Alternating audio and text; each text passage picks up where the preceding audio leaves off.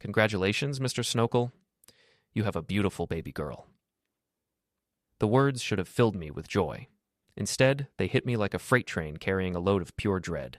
I stared down at the tiny, wrinkled face of what was supposed to be my daughter, and all I could think was, this kid looks nothing like me.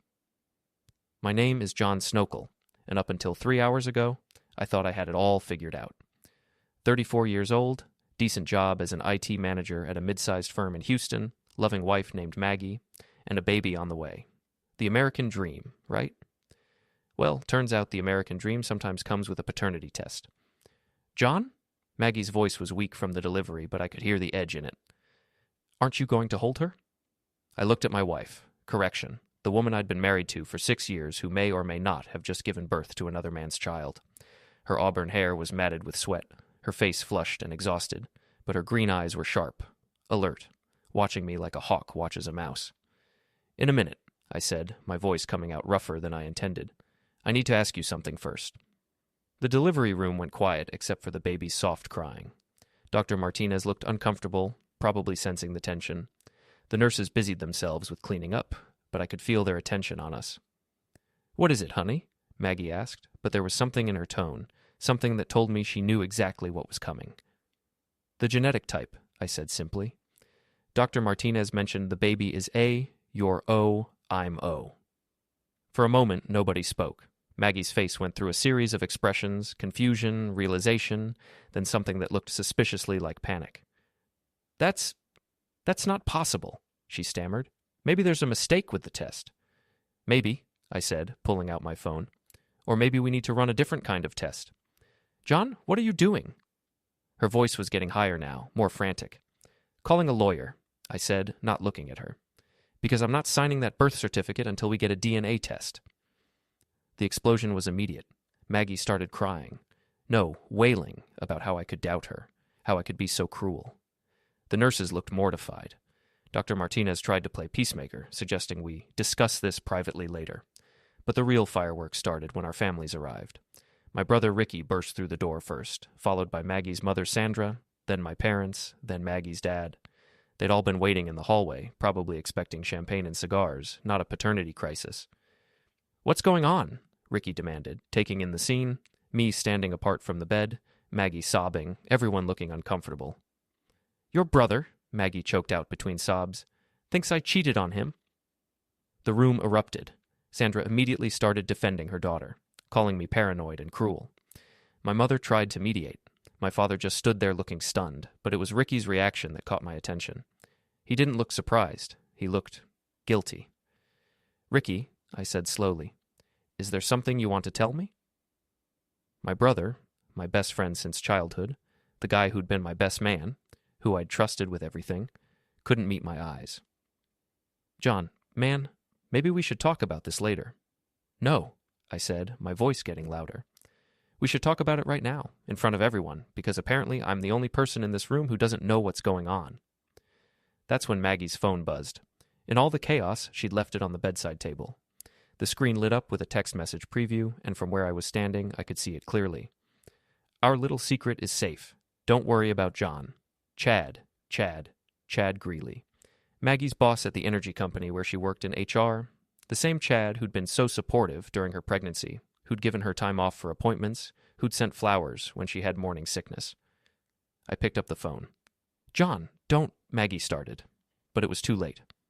I swiped open the message thread, and my world collapsed. Months of messages, intimate messages that left no doubt about what had been going on behind my back. Can't wait to see you tonight. John's working late again, right? The baby could be yours. We need to figure out what to do. I love you. I wish I could leave him. I read them out loud, every single one, in front of both families, the medical staff, and God. By the time I finished, you could have heard a pin drop in that delivery room. John, Maggie whispered, I can explain. No, I said, pocketing her phone. I don't think you can. I looked around the room at the faces staring back at me. My parents looked devastated. Sandra looked like she wanted to crawl under a rock. The medical staff was pretending to be invisible. And Ricky still looked guilty as hell. Congratulations, I said to Maggie, my voice dripping with sarcasm. You've managed to destroy 2 families in one night. That's got to be some kind of record. I walked toward the door, then stopped and turned back. Oh, and Maggie, you can name her whatever you want. But until that DNA test comes back, don't expect me to be playing daddy. As I walked out of that delivery room, I could hear Maggie sobbing behind me, Sandra cursing my name, and my mother trying to calm everyone down. But all I could think about was that text message from Chad. Our little secret is safe. Well, Chad, I thought as I headed for the elevator, not anymore. 3 days later, I was sitting in my home office, the spare bedroom that Maggie and I had planned to convert into a nursery, staring at a computer screen full of evidence that my marriage was a lie. After the hospital disaster, Maggie had gone to stay with her mother, taking the baby with her. She'd been calling nonstop, leaving voicemails that alternated between tearful apologies and angry accusations. I'd ignored them all. Instead, I'd spent 72 hours doing what I do best, digging through digital information. Maggie had made a crucial mistake by leaving her laptop at home. She'd also, in her haste to pack, forgotten that we shared an iCloud account. Every photo, every message, every email, I had access to all of it. What I found made me want to throw up. The affair with Chad had been going on for over a year. It had started at a company retreat in Austin, progressed to regular hotel meetings, and eventually moved to our house when I was traveling for work. They'd been careful, but not careful enough. There were photos, videos, receipts from restaurants and hotels, even a folder on her computer labeled C&M that contained what could only be described as a digital love nest. But the worst part? The planning. The calculating way they'd discuss their situation, like I was just an obstacle to be managed rather than a human being whose life they were destroying. John's so trusting, one message read. Sometimes I feel bad, but then I remember how boring he is. Don't feel bad, Chad had replied. You deserve better than some IT nerd who spends his weekends playing video games. What if he finds out? He won't. And if he does, we'll figure it out. I can take care of you financially. The company has resources. Resources. Like I was a problem to be solved with money. I was printing out the most damning messages when my doorbell rang. Through the window, I saw Ricky standing on my porch, holding a 6-pack of beer and looking miserable. Go away, I called through the door. John, come on, we need to talk. Do we? Because I'm pretty sure you had plenty of opportunities to talk over the past year. Please, man, just let me explain. Against my better judgment, I opened the door. Ricky looked terrible. Unshaven, dark circles under his eyes, wearing the same clothes he'd had on at the hospital. You knew, I said without preamble. How long? He pushed past me into the living room and set the beer on the coffee table. 6 months, maybe 7. And you said nothing. I didn't know how to tell you. I kept hoping it would end on its own. How did you find out? Ricky sat heavily on the couch and opened a beer. I was doing some electrical work at that hotel downtown, the Marriott on Westheimer. I saw them coming out of the elevator together. At first I thought maybe it was just a work thing, but she was wearing that blue dress, the one you bought her for your anniversary, and they were holding hands. I felt something cold settle in my stomach. I knew exactly which dress he meant. I'd saved up for months to buy it for her, had it special ordered from some boutique she'd mentioned liking. You should have told me. I know, and I'm sorry. I thought about it every day, but you were so happy about the baby, and I kept thinking maybe I was wrong, maybe what? Maybe I was too stupid to deserve the truth? No, man, that's not... Get out. John, get out of my house, Ricky, right now. He stood up slowly, leaving the unopened beers on the table. I'm sorry, brother, I really am. So am I said, holding the door open. Sorry I ever trusted you. After he left, I went back to my computer, but now I had a new mission. If Maggie and Chad thought they could manipulate me, if they thought I was just some naive IT nerd who'd roll over and accept whatever scraps they threw my way, they were about to learn otherwise. I started with Chad's social media accounts. The man was surprisingly careless with his privacy settings. Within an hour, I had his home address, his wife's name, Renee, his kid's school, his gym membership, even his golf schedule. I also found something interesting. He wasn't just cheating with Maggie. There were photos from various company events, and in several of them, Chad was being very friendly with other women. Too friendly. His hand on a waist here, a whispered conversation there, the kind of body language that suggested Maggie wasn't his first affair. I started making a list of names. Jennifer from accounting, Lisa from marketing, Sarah from legal. All married. All employees under Chad's supervision. Then I did something that probably crossed a line, but I was past caring about lines. I created fake social media profiles and started reaching out to their husbands. The first response came from a guy named Mike Patterson. His wife Jennifer worked in Chad's department. "Why are you asking about Chad Greeley?" he messaged back. "Because I think he's been sleeping with my wife, and possibly yours too." There was a long pause, then, "Can we meet?" We met at a dive bar called Murphy's on the north side of town. Mike was a big guy, maybe 40, with calloused hands and tired eyes. He worked construction and looked like he could bench press a small car. "Jennifer's been acting weird for months," he said after we'd ordered drinks. "Working late, going to team-building events, getting texts at all hours. Have you confronted her?" "I tried. Oh, she says I'm being paranoid. Says Chad's just a good boss who cares about his employees." I showed him some of the photos I'd found on Chad's social media. Jennifer was in several of them, always standing close to Chad, always smiling a little too brightly. "Son of a bastard," Mike muttered. "I knew it. I knew something was going on." "There are others," I said. "I think Chad makes a habit of this." By the end of the week, I'd connected with 3 other husbands, Mike Patterson, Jennifer, Dave Williams, Lisa, and Tom Rodriguez, Sarah. We started meeting regularly at Murphy's, sharing information and evidence. We called ourselves the Brotherhood, half joking at first, but it stuck. Dave was a quiet accountant who'd been married to Lisa for 15 years. Tom was a high school teacher whose wife Sarah was a lawyer at Maggie's company. All of us had noticed changes in our wives' behavior over the past year. All of us had been told we were being paranoid when we'd asked questions. "The thing is," Tom said during one of our meetings, "I don't think Sarah loves him. I think she's using him." "What do you mean?" I asked. "She's been talking about a lawsuit. Harassment. Claims she's been keeping records of inappropriate behavior at work." Dave nodded. Lisa mentioned something similar, said Chad had been creating a hostile work environment for women. I felt a chill run down my spine. "Mike, has Jennifer said anything about a lawsuit?" "Yeah, actually. She's been meeting with some other women from work. They call it their support group or something." We all looked at each other as the pieces started falling into place. "They're planning to sue him," I said slowly. "All of them. Together." "But if they're sleeping with him willingly," Dave started. "Then it's not harassment," Tom finished. Unless they're planning to claim he coerced them," I said. "Used his position of power to force them into relationships." Mike slammed his beer down on the table. "Those sneaky bastards. They're going to have their cake and eat it too. Sleep with the boss, then sue him for millions." "And we're just collateral damage," Dave added bitterly. "The stupid husbands who never saw it coming." I thought about Maggie's messages, the ones where she'd talked about Chad taking care of her financially, about the company having resources. "No," I said finally.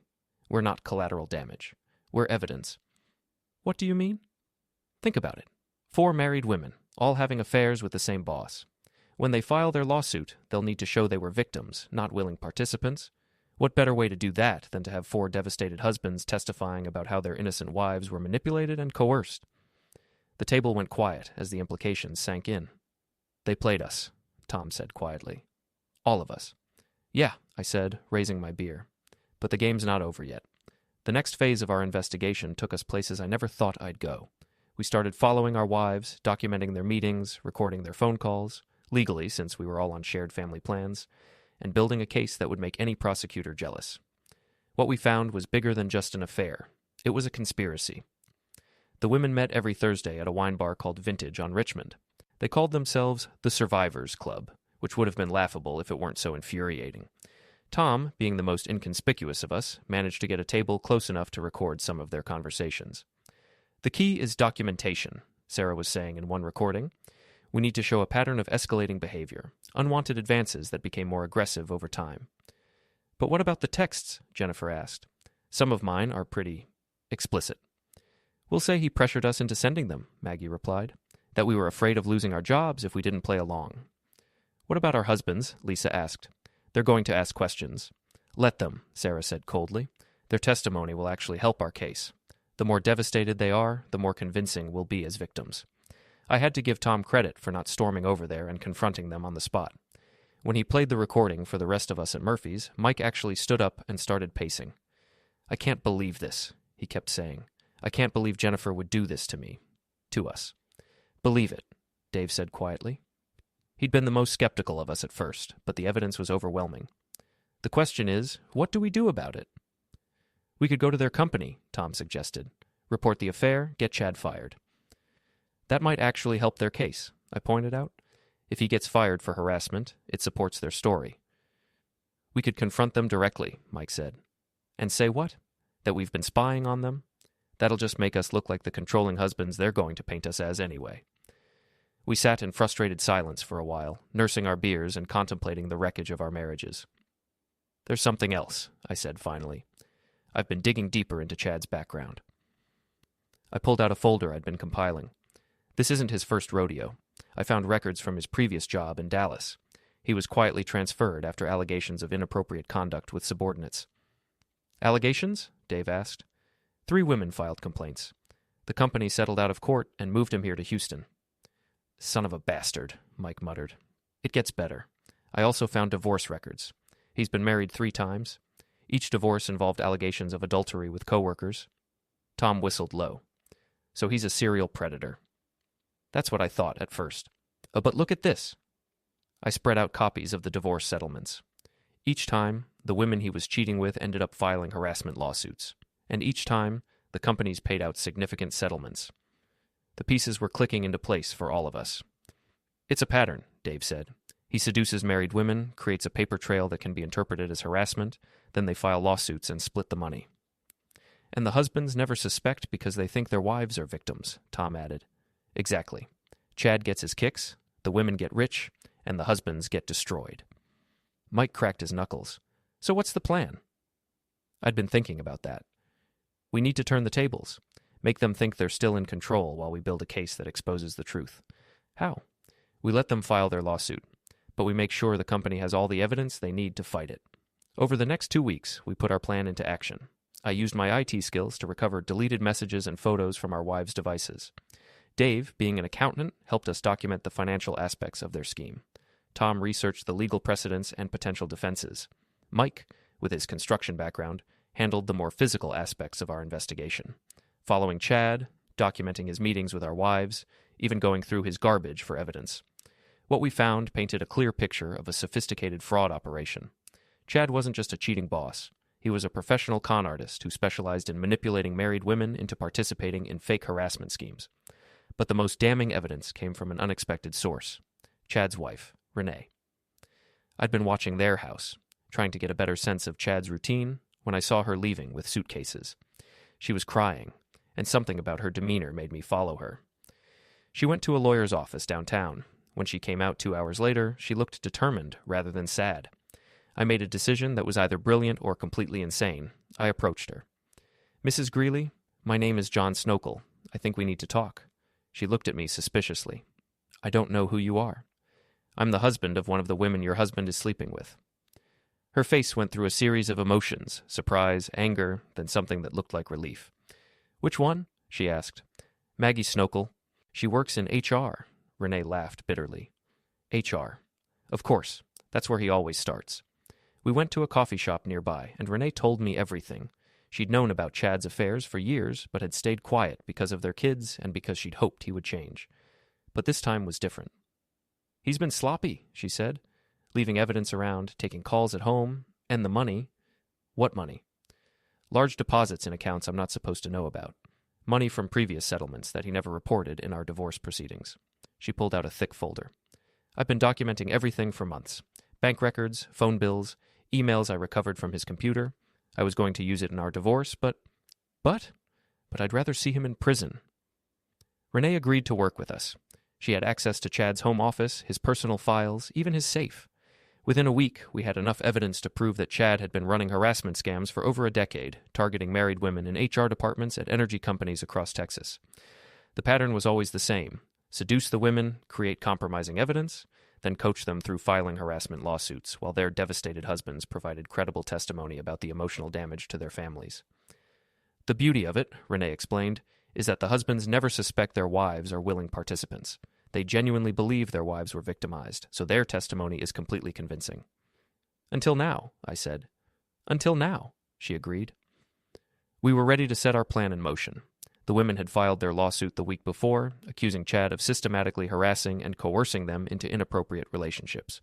The company was taking it seriously, as they should have. Chad had been suspended while the investigation was underway, and the women were already speaking to reporters about their courageous stand against workplace harassment. But we had a surprise for them. The confrontation was set for the following Friday at a company meeting where the women were scheduled to present their case to the board of directors. They thought they were walking into a sympathetic hearing that would result in a multi-million-dollar settlement. Instead, they were walking into an ambush. The week before the confrontation, I barely slept. Every time I closed my eyes, I saw Maggie's face in that delivery room, heard her voice on those recordings, felt the weight of a year's worth of lies crushing down on me. But I also felt something else. Anticipation. For the first time since this nightmare began, I wasn't the victim. I was the hunter. The Brotherhood met every night that week, fine-tuning our strategy. We'd divided the evidence into categories: financial records showing the pattern of settlements from Chad's previous schemes, communications proving the women knew they were participating in fraud, and testimony from Renee about Chad's methods. The key, Tom explained, is timing. We let them present their case first, let them commit to their story under oath, then we drop the hammer. "What about the company?" Dave asked. "Are they going to cooperate?" I smiled. Let's just say that when you present a corporation with evidence that they're being defrauded, they become very cooperative very quickly. I'd met with the company's legal team earlier that week. Their lead counsel, a sharp woman named Patricia Wells, had reviewed our evidence with the intensity of a hawk studying prey. "This is extraordinary," she'd said after going through the files. "If this is accurate, we're looking at a criminal conspiracy spanning multiple states." "It's accurate," I'd assured her, "and we can prove all of it." The plan was elegant in its simplicity. The women would present their harassment claims to the board, expecting a quick settlement. Instead, they'd find themselves facing a room full of lawyers, investigators, and very angry husbands armed with enough evidence to send them all to prison. But first, we had one more piece of business to take care of. Thursday night, the night before the confrontation, I drove to Chad's house. Renee had given me the security code, and Chad was staying at a hotel, trying to avoid the media attention. The house was dark and empty. I wasn't there to steal anything or cause damage. I was there to leave something behind. In Chad's home office, I placed a manila envelope on his desk. Inside were copies of all the evidence we'd gathered, along with a note. "Chad, by the time you read this, it will be over. You picked the wrong husbands to mess with." The Brotherhood. I also left something else. A small recording device, voice-activated, hidden behind some books on his shelf. When Chad inevitably came home to find the envelope, I wanted to capture his reaction. Friday morning arrived gray and drizzly. Typical Houston weather that matched my mood perfectly. I dressed carefully, my best suit, the one Maggie had bought me for job interviews. It seemed appropriate somehow. The Brotherhood met at Murphy's for breakfast, a last meal before battle. We were all nervous, but there was a sense of righteous purpose that carried us forward. "Whatever happens today," Mike said, raising his coffee cup, "we go down swinging." "We're not going down," I replied. "They are." The meeting was scheduled for 2 p.m. in the company's main conference room. By 1:45, we were all in position. The husband sat in the back row, silent and grim. The company's legal team occupied one side of the long table. The women, Maggie, Jennifer, Lisa, and Sarah, sat on the other side with their lawyer, a slick-looking guy named Bradley Morrison who specialized in employment law. Chad wasn't there. According to Renee, he'd found our envelope that morning and had been making frantic phone calls ever since, trying to figure out how much we knew. Patricia Wells called the meeting to order. "We're here today to discuss the harassment allegations filed by Ms. Snokle, Ms. Patterson, Ms. Williams, and Ms. Rodriguez against Chad Greeley." Maggie's lawyer stood up. "Thank you, Ms. Wells. My clients are here today to seek justice for the systematic abuse they suffered at the hands of Mr. Greeley. That they've shown tremendous courage in coming forward, despite the personal cost." I almost laughed. Personal cost. If only he knew. "Before we begin," Patricia said, "I want to make sure everyone understands that this is a formal proceeding. Everything said here today is being recorded and may be used in legal proceedings." Maggie's lawyer nodded confidently. "My clients are prepared to tell the truth about what happened to them." "Excellent," Patricia said, "because the truth is exactly what we're after." For the next hour, the women shared their story. They portrayed themselves as innocent victims who had been methodically manipulated and coerced by Chad. They spoke of unwanted advances, pressure to enter into inappropriate relationships, and threats to their careers if they didn't comply. Maggie was particularly convincing. She talked about how Chad had taken advantage of her vulnerability during her pregnancy, how he'd made her feel like she had no choice but to go along with his demands. "I was terrified," she said, tears streaming down her face. "Terrified of losing my job, of not being able to provide for my baby. He made me feel like I had no choice." Their lawyer presented text messages and emails, carefully edited to remove context and make Chad appear predatory. He talked about the pattern of abuse and the culture of harassment that Chad had created. It was a masterful performance. If I hadn't known the truth, I might have believed them myself. When they finished, Patricia Wells nodded solemnly. "Thank you for your testimony. Now, before we discuss potential remedies, I'd like to present some additional evidence that's come to our attention." Maggie's lawyer looked confused. "What additional evidence?" Patricia smiled. "Evidence provided by these women's husbands." The room went silent. I saw Maggie's eyes find mine across the room, saw the moment when she realized what was happening. "I'd like to call John Snokle to the front," Patricia said. I stood up and walked to the front of the room, feeling every eye on me. When I turned to face the group, I looked directly at Maggie. "Hello, sweetheart," I said. "We need to talk." The next 30 minutes were the most satisfying of my life. I started with the basics: the affair, the lies, the baby that might not be mine, but then I moved into the real evidence: the communications between the women planning their fraud, the financial records showing Chad's previous schemes, the pattern of fake harassment claims across multiple companies. "Your Honor, Ms. Wells," Maggie's lawyer interrupted, "this is highly irregular. Mr. Snokle is not a party to these proceedings." "Actually," Patricia replied, "Mr. Snokle and the other husbands are very much parties to these proceedings. Their testimony goes directly to the credibility of the complainants."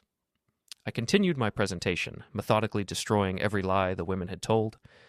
I played recordings of their Survivors Club meetings where they'd discussed their strategy. I showed bank records proving that Chad had shared settlement money from previous schemes with his co-conspirators.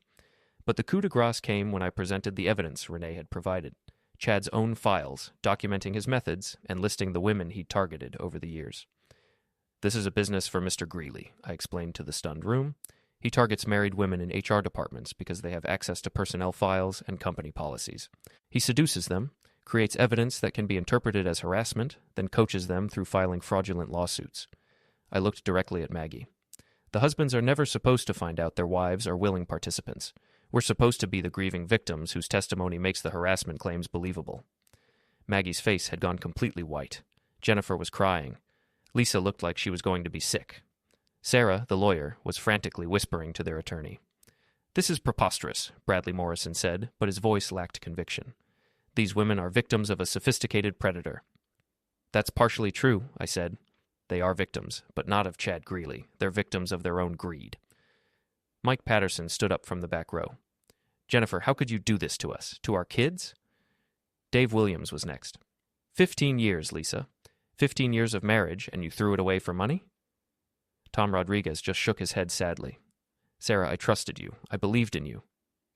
The women's lawyer was in full damage control mode now, but it was too late. Patricia Wells had heard enough. "Ladies," she said coldly, "I think you need to consult with your attorney about the criminal implications of filing false harassment claims." That's when Maggie finally spoke up. "John, please, can we talk privately?" "No," I said simply. "We're way past private conversations." "But the baby? The baby that might not be mine? The baby you were planning to use as leverage in your fraud scheme? What about her?" Maggie started crying harder. "She is yours. The DNA test came back negative," I finished. "I got the results yesterday. Congratulations, Maggie. You're a single mother." The room erupted. Maggie's lawyer was demanding to see the test results. The other women were trying to figure out if they could salvage their case. The company's lawyers were already discussing criminal referrals. But I wasn't done yet. "There's one more thing," I said, pulling out my phone.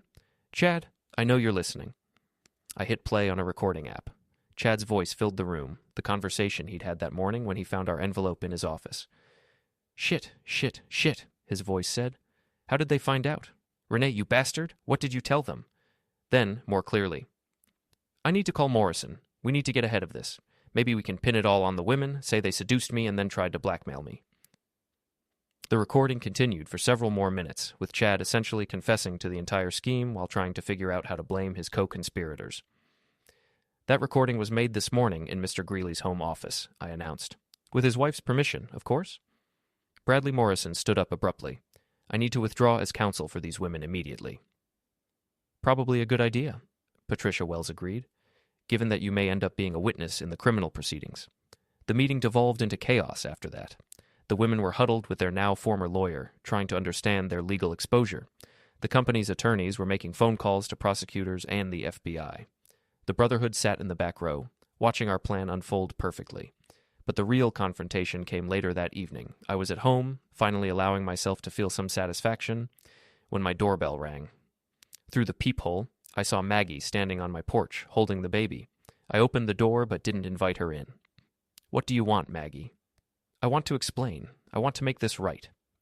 "There's nothing to explain, and there's no making this right." She shifted the baby to her other arm. The kid was cute, I had to admit, but she wasn't mine. The DNA test had been conclusive. "John, please. I made mistakes, but I love you. I've always loved you." "No, you don't. You love the idea of having a safety net while you chase get-rich-quick schemes with your boss." "It wasn't supposed to happen like this. Chad said a lot of things, most of them lies, just like you." "What about Erin? She needs a father." I looked at the baby, then back at Maggie. "She has a father. His name is Chad Greeley, and he's probably going to prison. You might want to think about that." "The DNA test could be wrong." "It's not wrong. And even if it was, do you really think I'd want to raise a child with someone who's capable of what you've done?" Maggie started crying again, but they were angry tears now. "You're being cruel, John. This isn't like you." "You're right," I said. "The old John would have forgiven you, would have tried to work things out, would have put your needs ahead of his own dignity." I stepped closer to her. "But the old John was a sucker. The old John trusted people who didn't deserve it. The old John is gone, Maggie. You destroyed him in that delivery room. So what happens now? Now? Now you deal with the consequences of your choices. The FBI is opening an investigation into Chad's activities. The company is filing criminal charges for fraud, and I'm filing for divorce. John, go home, Maggie. Go home to your mother and figure out how you're going to explain to your daughter why her father is in prison and her mother is a convicted felon." I started to close the door, then stopped. "Oh, and Maggie, if you or Chad or any of your little support group try to contact me again, I'll file harassment charges. And unlike your fake claims, mine will stick." I closed the door and locked it, then watched through the window as Maggie walked slowly to her car, still carrying the baby that should have been mine. My phone buzzed with a text from Mike. "Chad just got arrested. FBI picked him up at his hotel." I poured myself a drink and sat down in my living room in my house that I'd be keeping in the divorce. Tomorrow, I'd start the process of rebuilding my life. I'd figure out how to trust people again, how to love again, how to be happy again. But tonight, I was going to savor the taste of victory. 3 months later, I was a free man. The divorce had been finalized the week before. Maggie had tried to fight it at first, claiming I was abandoning her and the baby, but once the criminal charges were filed, her lawyer advised her to accept my terms. I kept the house, the cars, and most of our savings.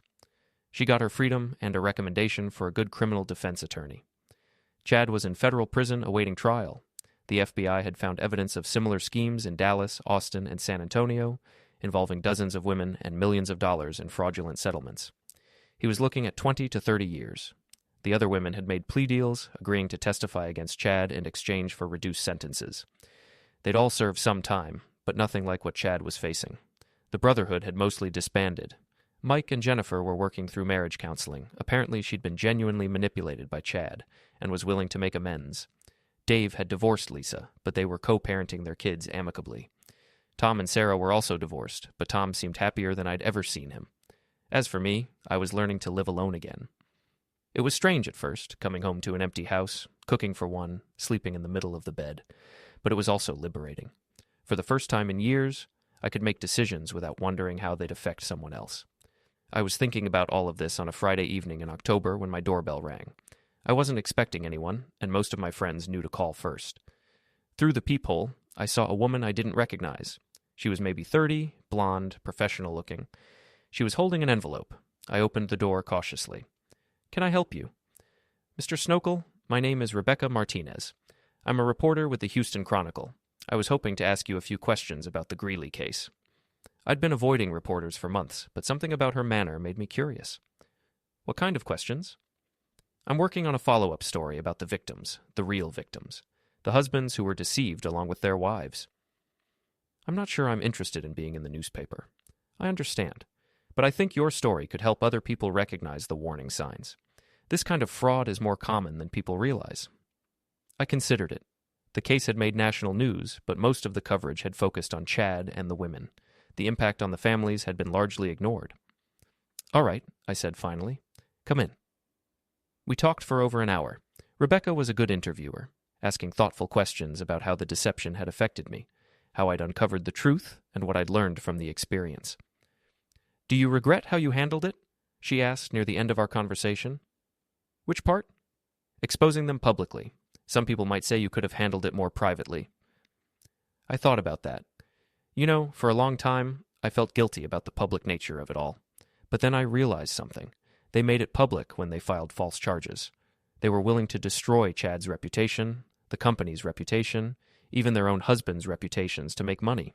They just didn't expect anyone to fight back. And now? Now I sleep well at night knowing that the truth came out, that justice was served, that maybe other potential victims will think twice before getting involved in something like this. After Rebecca left, I sat on my porch with a beer, watching the sun set over my neighborhood.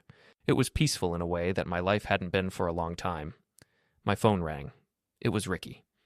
We'd been slowly rebuilding our relationship over the past few months. It had taken time for me to forgive him for keeping Maggie's secret, but I'd eventually come to understand his position. He'd been caught between loyalty to me and not wanting to be the one to destroy my marriage. "Hey, brother," he said. "You busy tomorrow night?" "Not particularly." "Why?" "There's someone I want you to meet.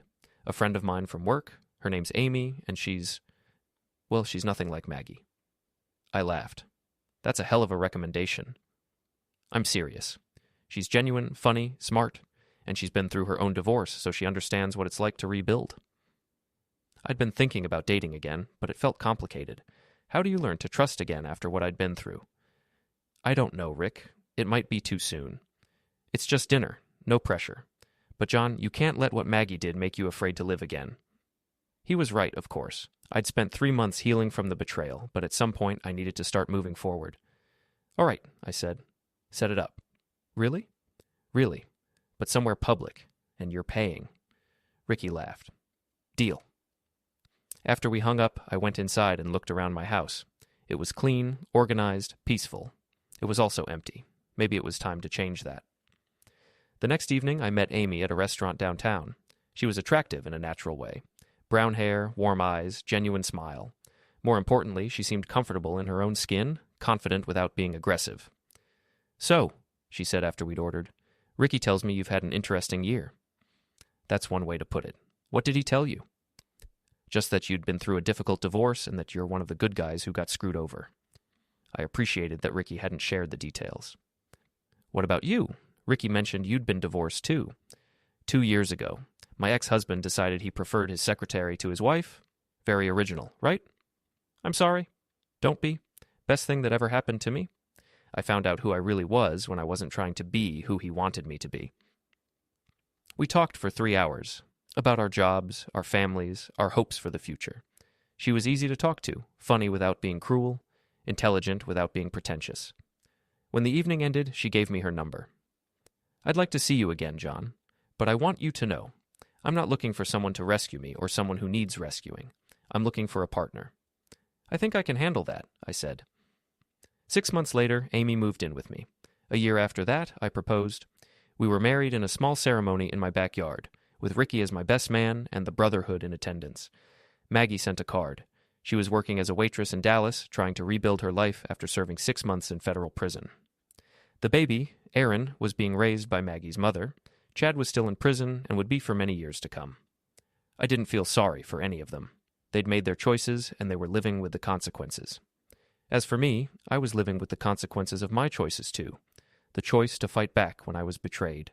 The choice to seek justice instead of revenge. The choice to trust again, carefully but completely.